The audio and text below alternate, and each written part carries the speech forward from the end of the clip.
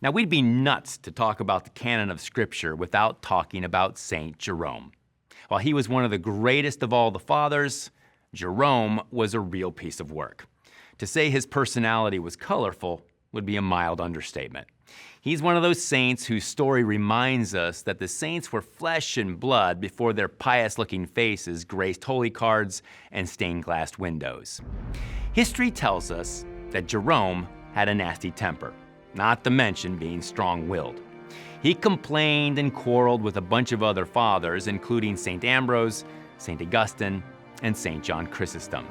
He even accused Augustine, arguably the greatest father of all, of being proud, insincere, and conniving. One of his quarrels even resulted in a brief excommunication. However, like all saints, Jerome wanted to be holy more than anything else. So he often fasted and prayed for strength to overcome his faults. St. Jerome's personality is, ironically, one of the traits that makes him so endearing.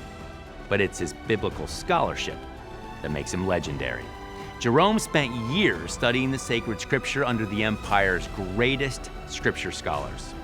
And while living in Rome, Jerome became a trusted aide to Pope Damasus the First, who commissioned him to make a new, more accurate translation of the scriptures. Not long after Athanasius made his canonical list in 367 AD, St. Jerome began correcting the Latin translation of the four Gospels. Then, in 390, he began translating the Old Testament into Latin, the language of most of the Christians of the Roman Empire. We call this Latin translation the Vulgate. Jerome eventually set up a monastic community in Bethlehem, where he continued translating and writing extensively.